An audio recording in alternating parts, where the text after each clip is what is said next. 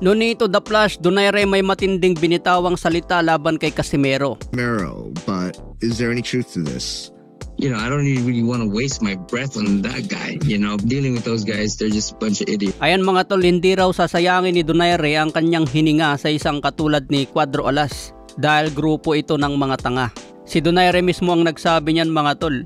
Talagang matindi ang salitang yon at masakit sa damdamin. Lalo na kung marinig ito ni Kuya Lods. Siguradong babalikan niya si Nonito The Flash. Sa ibang banda naman, Jonas Sultan nakanda na rin lumaban bukas araw ng Linggo. Kalaban niya si Katsuma Akitsugi, isang Japanese na naninirahan ngayon sa Amerika.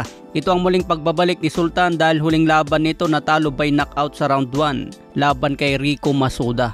Kaya panahon ng pagbangon nito para kay Sultan, kailangan may panalo para hindi tuluyang malubog. Bukas na rin ang laban ni Shakur Stevenson kontra William Cepeda. Muling magpapakitang gilas si Stevenson. Pinangako niya na bigyan ng boxing lesson si Cepeda. Laban din Edgar Berlanga kontra Shiraz. Kung matalo si Berlanga dito, malaking kantyaw ang abutin niya kay Oscar De La Hoya. Dahil sa trastokan nila sa presscon, kailangan patunayan ni Berlanga sa loob ng ring. Sa iba pang balita, mga laban sa undercard ni Manny Pacquiao narito na, nilabas na ng Nevada Commission. Meron palang pagbabago batay sa nilabas nilang matchup. Ang napansin ko dito mga tol na bago ang kalaban ni Yumer Felix Marcial. Ang naging kalaban niya dito si Bernard Joseph. May kartadang 11 wins, 5 KOs, may 2 talo. Isang American at may edad na 35. Hanggang 8 rounds ang laban nila sa middleweight division. Samantala si Mark Magsayo hindi naman nabago ang kalaban niya. Si Jorge Matacuellar pa rin ang magiging kalaban niya. Hindi naman nasama ang pangalan ni Jerwin Ancajas at Jimwell Pacquiao sa mga listahan. Pero ginagawan na raw ito ng paraan para ma-approve ang kanilang laban sa Nevada Commission.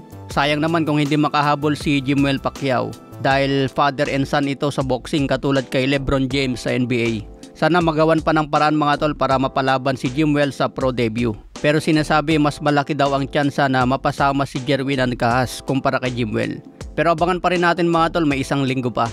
Sa iba pang balita, bakbakan ni Amanda Serrano versus Cathy Taylor trilogy. Muling panalo si Cathy Taylor kanina via majority decision. Hindi pa rin nakabawi si Amanda Serrano na isang 7 division champion. Ito ang sumunod kay pambansang kamao Manny Pacquiao na may pinakamaraming division sa boxing. May kartadang 47 wins, 31 KOs, may 4 na talo na.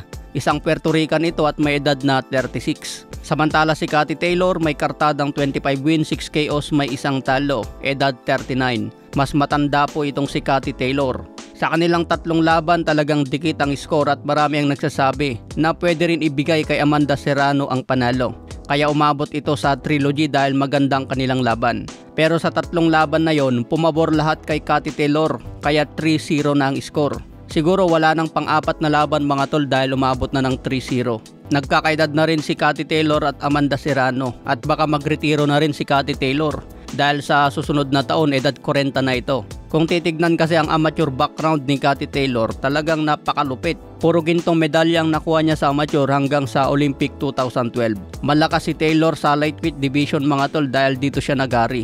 Pero itong laban niya kay Amanda Serrano, nangyari ito sa super lightweight division. Okay mga tol, hanggang sa muling updates.